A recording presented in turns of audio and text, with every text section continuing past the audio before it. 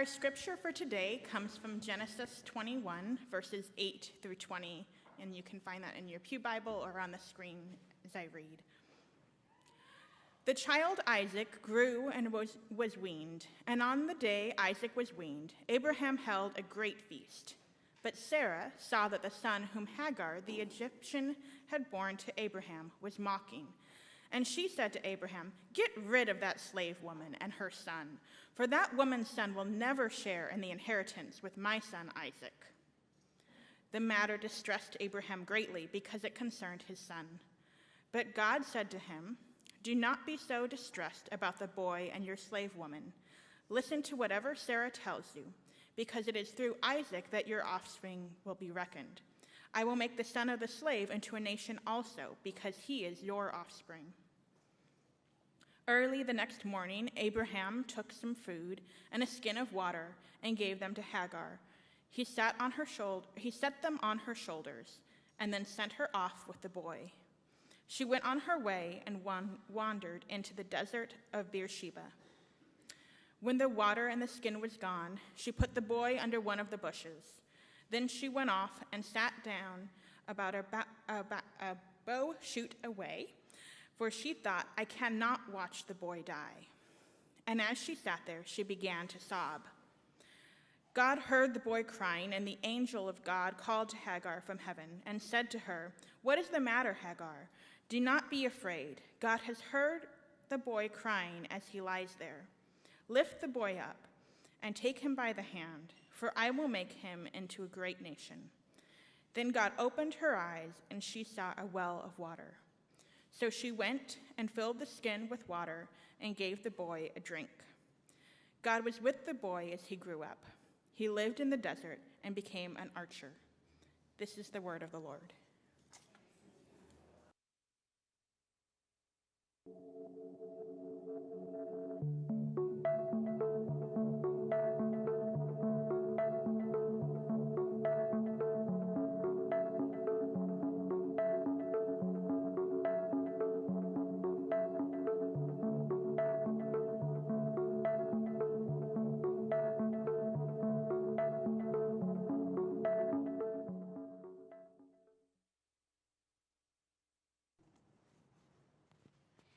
May the words of my mouth and the meditations of all our hearts be pleasing in your sight, O Lord, our rock and our Redeemer. Amen. So this is the 7th week in our series, Stories That Shape Us. We have been in the book of Genesis, the first book of the Bible. And so these stories are our origin stories, the stories that shape us. And they shape our understanding of God, our understanding of the world, and our understanding of ourselves. We've looked at creation, the flood, the Tower of Babel, and the call of Abraham. This week, we're looking at the Genesis story of Hagar and Ishmael being sent away into the wilderness with a water bottle, some bread, and the echoes of words spoken to them out of fear and anger. We have been saying that God is a sending God. God is a blessing God. But this sending of Hagar and Ishmael is not a God sending, but a people sending, and a sending that happened out of fear and anger. And it was not meant as a blessing. Sarah is jealous, and she's afraid that Hagar's son Ishmael will get God's blessing and Abraham's blessing. So if he sticks around, then her son Isaac won't get that. And so she wants them sent away. And for Abraham's part, he's afraid of his wife's wrath. He's conflicted, but he does it. He sends Hagar away with his son Ishmael, who's probably about 12 or 13 at the time. And they are sent away and they are banished. Throughout our Stories That Shape Us series this fall, we have heard various origin stories Family stories, personal family stories. Russell shared with us the story of this church. Our origin story is Summit Avenue Church. Last week, we heard an origin story from the Suquamish tribe and considered creation stories from other traditions, stories that shape us. Today, we have our very loved and special guest, Francis Ikegami, one of our members and dear friends here, to tell her story, to tell the story of her family and how she and her family and the Japanese American community on Bainbridge Island during World War II. And like Hagar and Ishmael, they were sent away from their homes and to the desert out of fear and anger. This is a story that has shaped Francis and her family, and it has shaped our whole nation. And so we are so honored and humbled to have you here today. So, Francis, tell us about your story, your family, and how they came to Bainbridge Island. Tell us. Okay. I'm going to start with my grandfather, who was in Wakayama, Japan. And he was 19 years old and not the first son or the first child, and really only the first child received the inheritance and the assets of the family. So the rest of the children had to make their own way.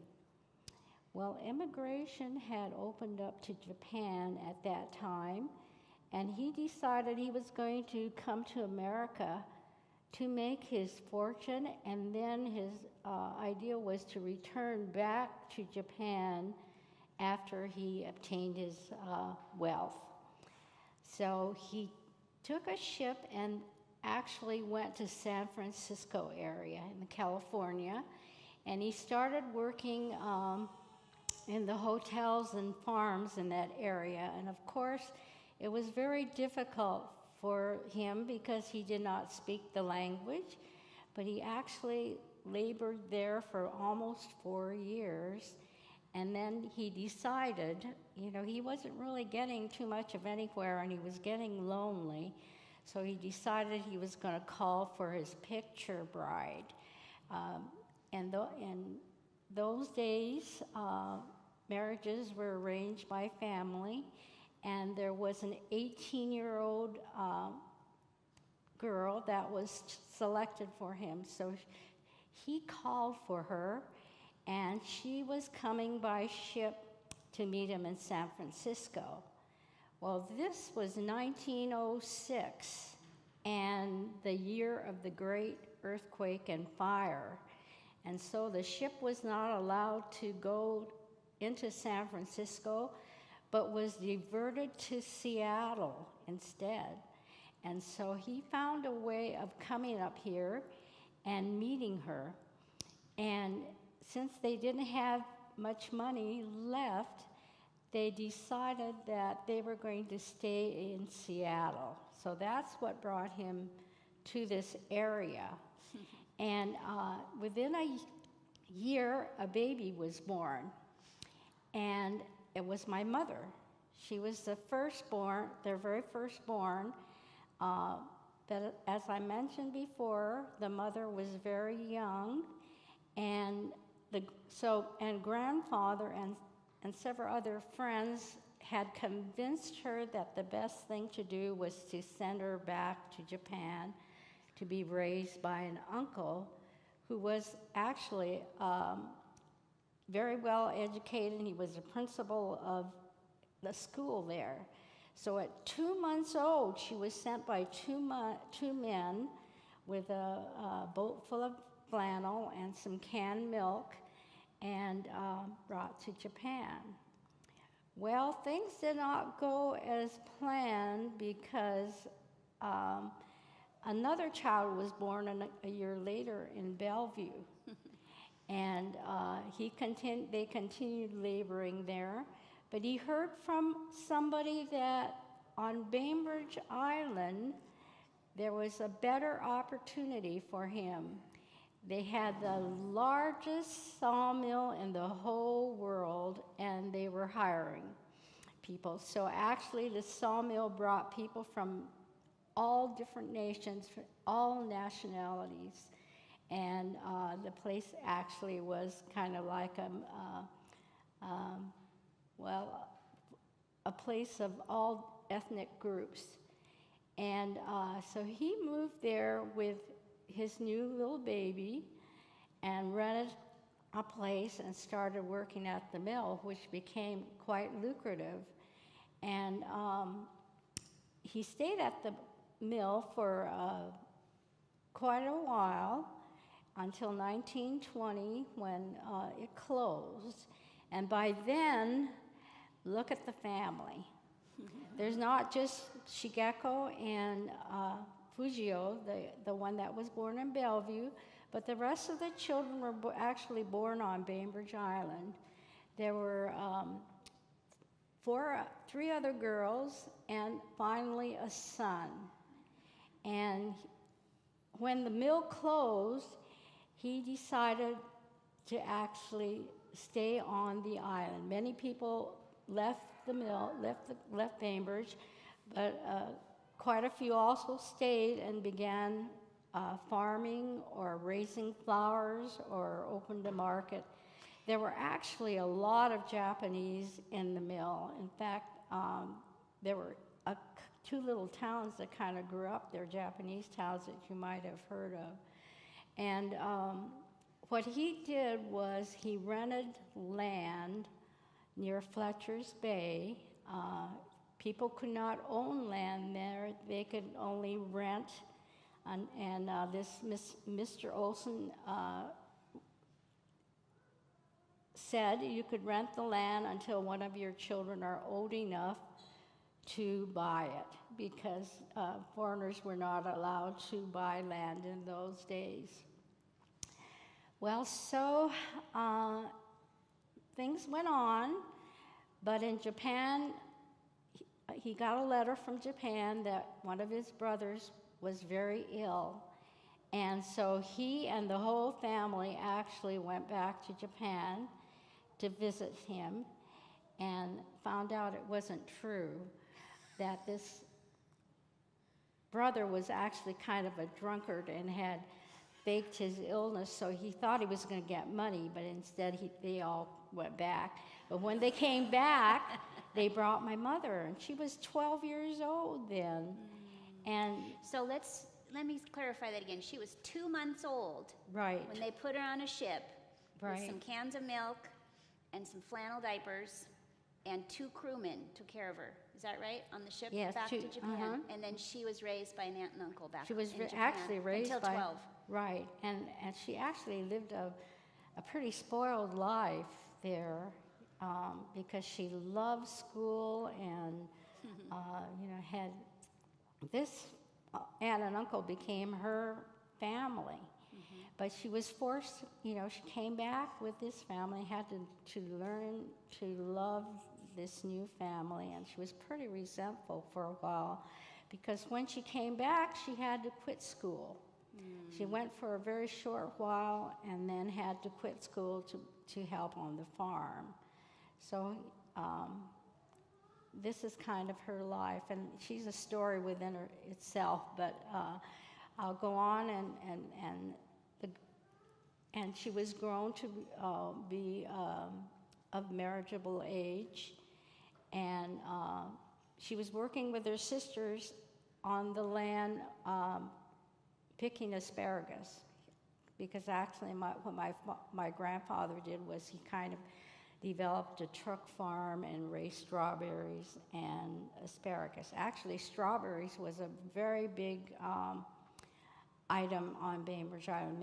Most of the Japanese farmers were strawberry farmers, but he had kind of like a truck farm. And one day while she was picking asparagus, a group of Japanese boys came driving by in their car, and they were from Seattle, and one was my dad. He was not from Bainbridge Island. He worked in Seattle as a salesman for jewelry at Freelanders Jewelry. I don't know if many of you remember Freelanders, but that's what he did. But he actually courted my mother for a while, and then they were married. And so that's the story of their marriage. They actually lived in Seattle, since he worked in Seattle, and my grandfather continued the farm. But several years before the World War II started, he decided he had made enough money to return. And he had promised... Your grandfather? My grandfather. Yeah. And then he decided, well, it was decided that he would sell the land to my mother and father for what he paid for, which was not very much.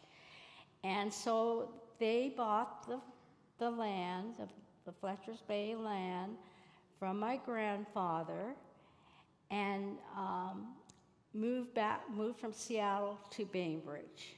They didn't have any children because she actually had 3 miscarriages in Seattle. And the doctor said, I think you'll do much better if you move back to the country, which she did.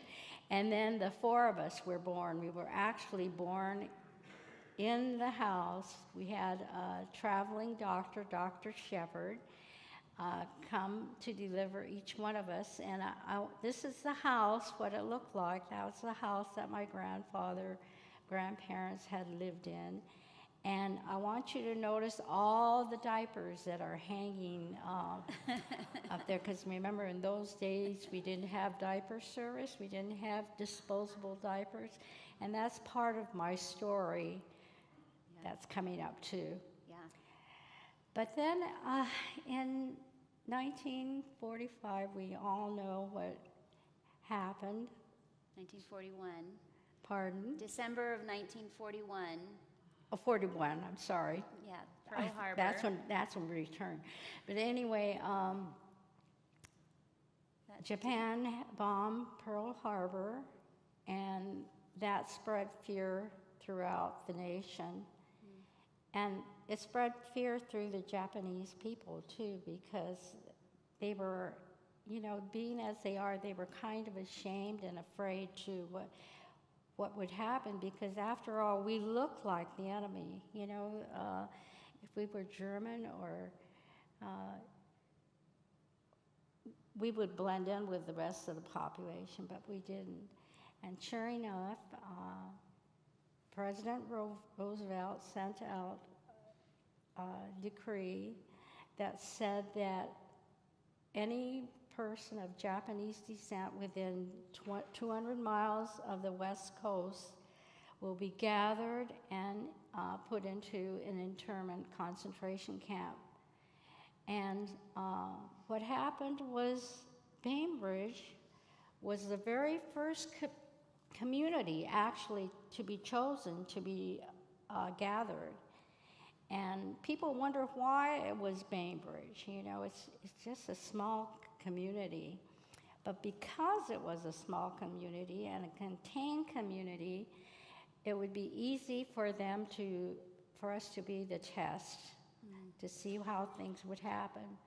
Also, there were military bases on the island, and recepting codes from Japan, and that could have been a reason also. So anyway, a decree was made, and the people were given 6 days to take care of their property and their things and get ready to move. And also the FBI came and raided 42 Japanese homes, all on the same day, all on the same time. And when they searched, they found dynamite in the barns that were used for clearing land, and rifles, and most of the men were gathered and brought to Montana for questioning. And one was my father. And my mother thought also it was because he was a jewelry salesman and he sold jewelry to the Japanese ships. when they came in. So on the day of internment, we all were sent to Eagledale dock. Before, in those days, the ferry did not just land in Winslow, but it landed in Eagledale. And we all were going. We were actually allowed only one suitcase apiece. And if you see the pictures later, or Yeah, I think we're ready for that. There we go. okay, people were dressed in their best winter clothes, and they layered so that you could have, more space. And my sister, there were 4 of us. My older sister was 7, I was 5. My brother was 3, and my little sister was only 9 months old. And so you can imagine her suitcase was filled with what? Diapers. And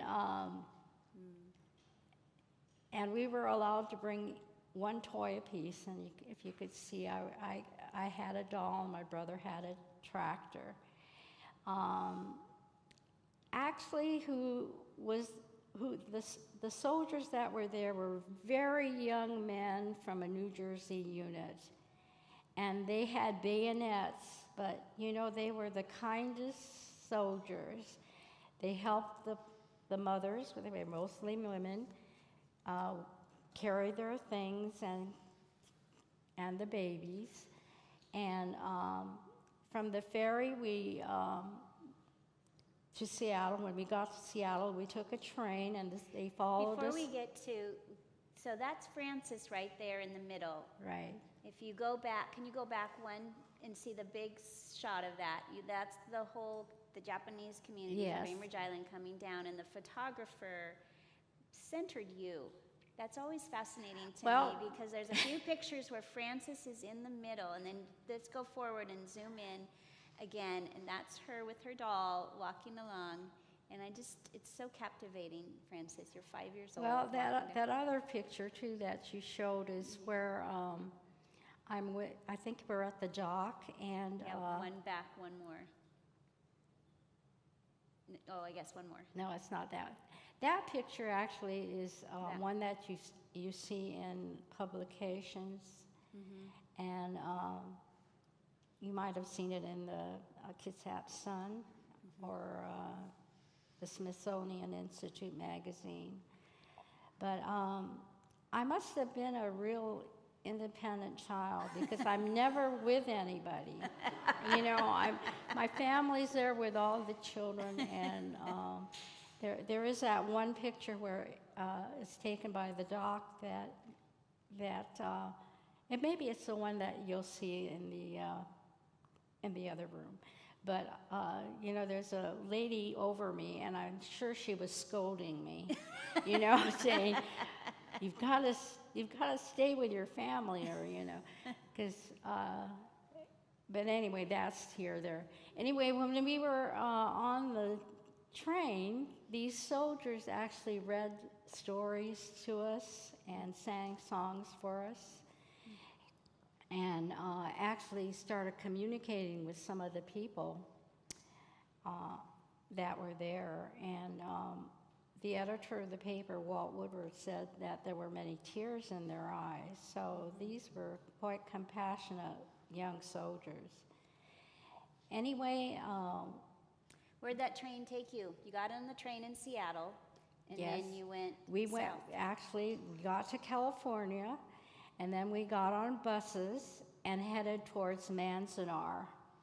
We were actually the very first people to be in Manzanar. Manzanar is the largest of 10 different areas that were designated for the concentration. But you know what? Because we were the first, we were actually much luckier than the people from Seattle or Los Angeles, because these barracks were not made yet. They actually had to stay in the horse stalls of fairgrounds, like Seattle State and Puyallup Fairgrounds, and it was called, for some odd reason, Camp Harmony. But they had a much difficult time than we did. And anyway, we ended up in Manzanar, and if you look, you can see that what it was a lot of Army barracks. And each one of those barracks was divided into 4, and a family had one room, which was 20 by 20, only 20 by 20, didn't matter how many children you had. You all shared that one room with one potbelly stove and a light bulb. And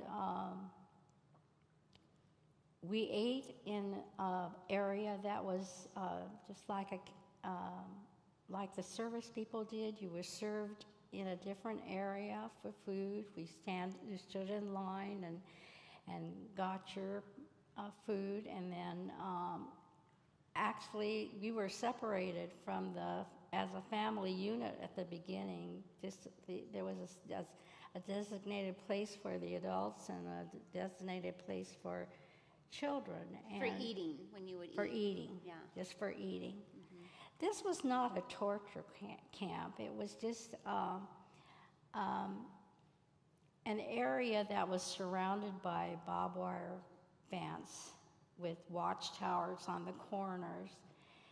And we were provided the food and what you might call housing for the families.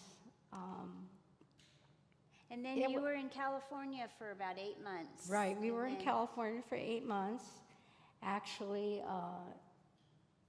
this was most difficult for the adults than it was for children. Because after all, I had my mother with me. And there were lots of children to play with. There were lots of games to do and adventures for children, but it was very difficult for the adults. And many of the young men especially, and I don't know if have you ever heard about the 442 Army Regiment? Maybe some of you have, but a lot of young men volunteered for the Army, United States Army. This unit actually had over 8,000 people from all over the country. And what they did was volunteer for the Army. And they were stationed not in Japan, but they fought in Italy.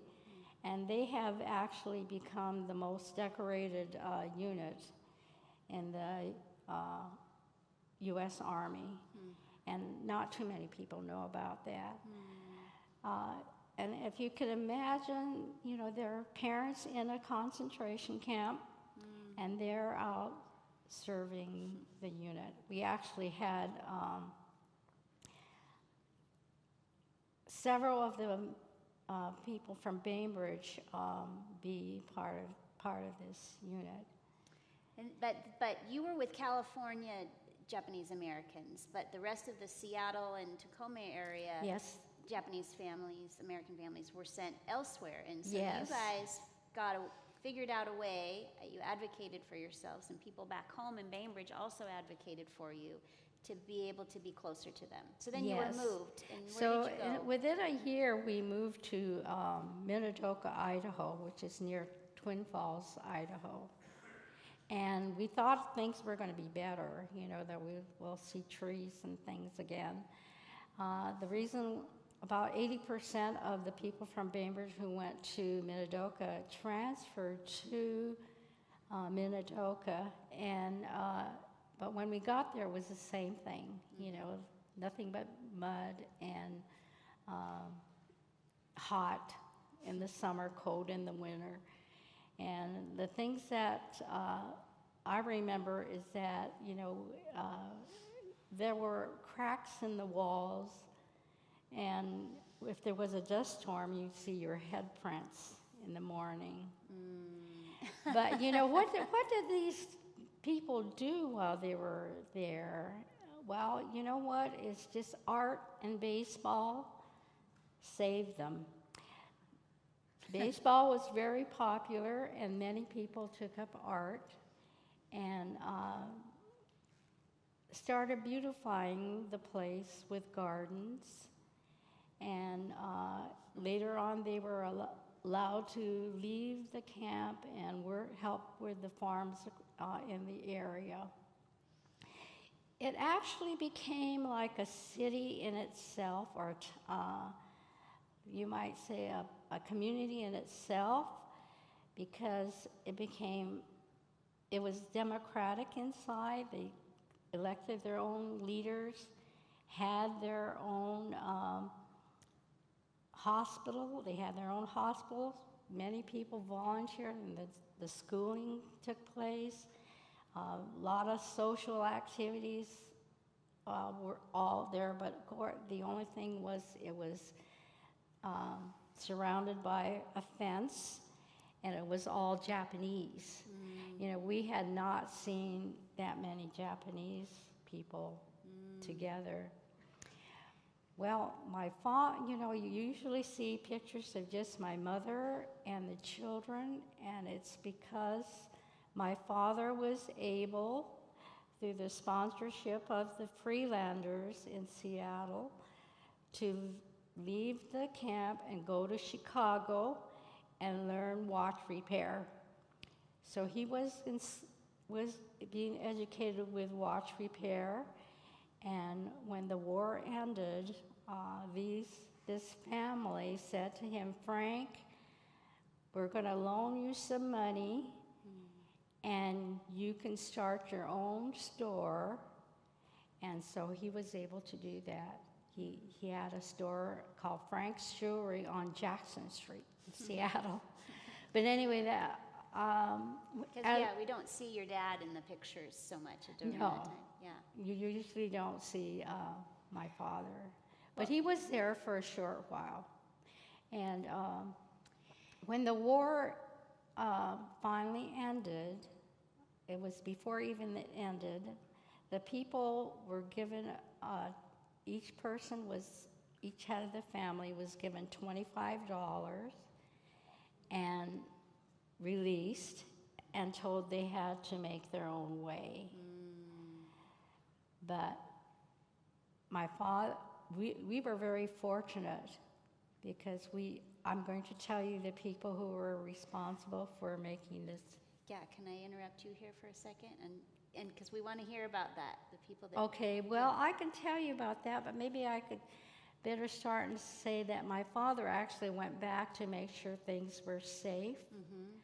And he went alone, and when he was there, he was greeted by people on the ferry. Some of them turned their backs, but most of them just said, "Frank, we're just happy to see you back." And he saw it was safe, and so we all came back. But so can I just give a little interlude here? Yes. We're going to set you up. Okay. So, in our scripture story today, Hagar, she's out in the wilderness. She's been sent to the desert, like your family was sent to the desert. And actually, earlier in the Genesis account of Hagar, she went to the desert before she even had Ishmael. So twice in the Genesis story, Hagar finds herself out in the wilderness. And the first time, but both times be out of Sarah's anger and fear is what has sent her. In Genesis 16, verse 7, the angel of the Lord found Hagar near a spring in the desert. It was the spring that is beside the road to Shur. And then verse 13, they have an exchange. She has this encounter with God. And then she gives this name to the Lord who spoke to her. "You are the God who sees me." For she said, "I have now seen the one who sees me." Now Hagar is a woman and a foreigner, and she is the first person in Scripture to give God a name. "You are the God who sees me. You are the God who sees me." And then from what Bethany read to us today, in 21, When she and Ishmael are out in the wilderness, out in the desert, and her son is crying, and this is what we read. God heard the boy crying. Ishmael means God listens. So God heard the boy crying, and the angel of God called to Hagar from heaven and said to her, "What is the matter, Hagar? Do not be afraid. God has heard the boy crying as he lies there. Lift the boy up and take him by the hand, for I will make him into a great nation." Then God opened her eyes, and she saw a well of water. So she went and filled the skin with water and gave the boy a drink. God was with the boy as he grew up. He lived in the desert and became an archer. So when your family was sent to the desert, when Hagar was sent to the desert, she wept. And she grieved for herself and her son. And at times she lost hope. And God met her in the desert. God saw her, and God heard their cries. She declares, "God sees me. God hears me." God hears us. So your family and about 127,000 other Japanese Americans up and down the West Coast were sent to the desert for a time. And I would imagine there was weeping, and there was grieving, and there was probably times when it felt like there wasn't, where's the hope? And yet, in listening to your story, I know you have said in so many different ways and times that you felt God really saw you and God heard you, and there were people that God sent into this time that really made a huge difference. So I know you want to tell us about a couple of those people. So, yeah. Well, we were blessed because when we came back, we were able to resume our life. My father continued to take the ferry every morning. He worked in his store, and my mother became the farmer. Now, why is it that we were able to do this? I think we were blessed because many people lost their jobs, they lost their property, but 80% of the people on Bainbridge were able to come back. And the reason is because of people I wanted to tell you about briefly. And the number one reason is Walt Woodward. Walt Woodward was only in his 30s when he bought the Bainbridge Review paper, and he got to really know the community. And if you remember in the old days, or if you don't know in the old days, most of it were written about the people in the community, so that everybody got to know each other and know what's happening. Well, he was friends, or he knew a lot of Japanese people, and he just thought of this as an unconstitutional injustice, so he wrote about it in the paper, and was not very popular with a lot of other periodical people. But he had a young boy, an 18-year-old boy, that worked in his office, and he said to him, his name was Paul Otani, and he said, "Paul, I'm going to hire you. You're going to be a reporter from the camps, and you're going to report what everybody's doing, and I'll put it in the paper, and you'll get the Review to know about what the people on the island are doing." So we kind of kept in touch with each other. The people kept in touch with each other, and therefore I think that's the reason why we were able to resume friendships and continue on with our life.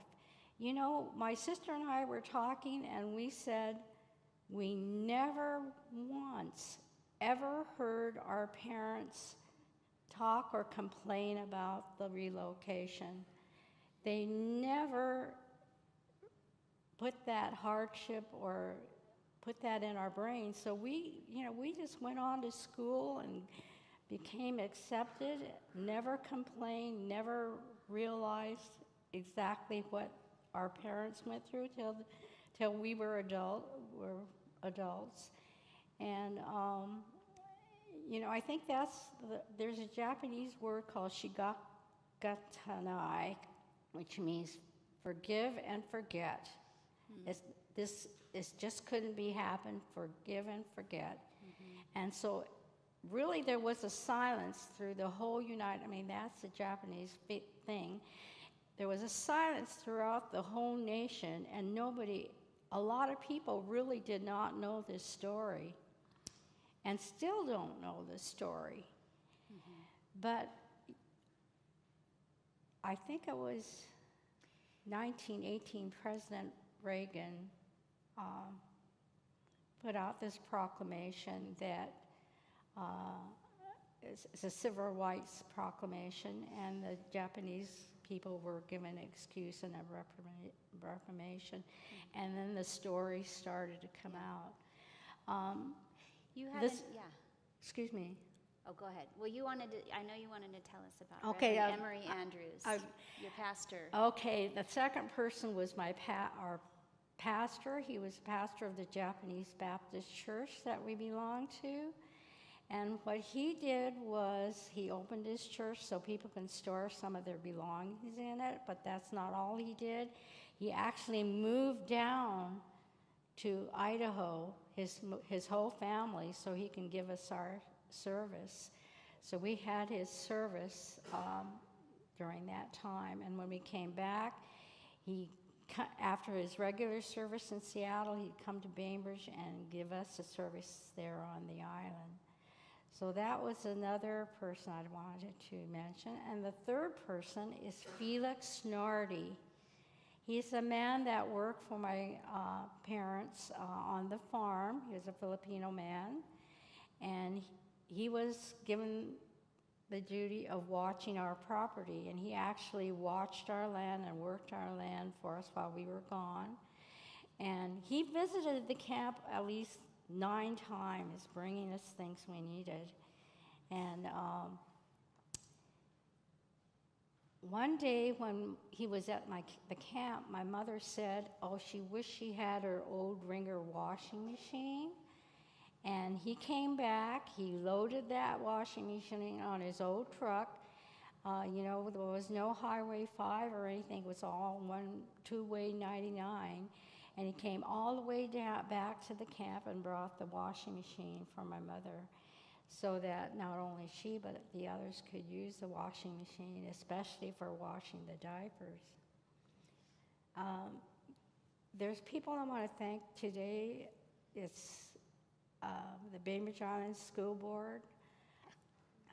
Because of my brother and 3 friends who were interested in bringing up the education for this, that they've incorporated this curriculum in their schools. 6th graders have a curriculum, and we, on March, those of us who survive, go and have a panel discussion with the children.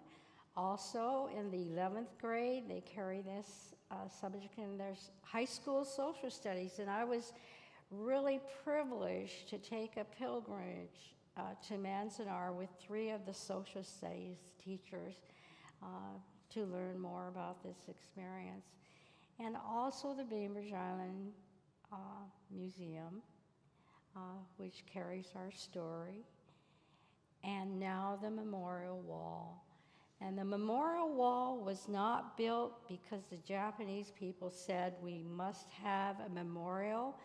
It was the Kitsap County Council of Churches that came to my brother and said, we must build a memorial so that it will never happen again. And so that is why the memorial is there, and it's because of millions of people who have volunteered monies and time for this memorial. This memorial is beautiful. It's located right where we had the evacuation, left Bainbridge at Port Blakely, and it's a wall that's 174 feet long with the names of all the evacuees and beautiful friezes that have been commissioned to tell the story. What if we wanted to go see that, Francis? Well, they can actually, I've made arrangements so that anybody who'd like to make a field trip on November 6th to Bainbridge Island can sign up for it. And what we'll do first is go to the museum, and then at 10 o'clock, we're going to meet at 10 o'clock. And you could see a video and some of the displays that they have there. And then 11:30, we'll go to the memorial. So, because it's two different places. Two different places. They're 15 minutes away from each other, so they're not the same place. I learned that. And if anybody wants to have lunch there on Bainbridge, there's lots of different places you can have lunch. So if you can go to these places anytime you want, but if you would like to go with Francis and her sister Lily will meet us at the... My sister Lily and Clarence Moriarty are really good at keeping up the story and giving... So if you would like to be part of that group, let us know, and we can give you some more details. Sign up, put a card in the offering box in the back, or email us, and we would like to continue to learn this amazing story. And one thing I want to mention, I know I'm taking up too much time, but one thing I'd like to mention is the person who designed the memorial. His name is John Paul Jones. He's an architect from Bainbridge Island. He's won commemoration from President Obama for building the Indian memorial, the Native American memorial in Washington, D.C., and he designed it pro bono. I mean, that just goes to show all the love that's been given to this, and I want to thank the Summit Avenue Presbyterian Church because of your continuation of inclusion and education. So thank you, Susie. Thank you, Francis. Let's pray.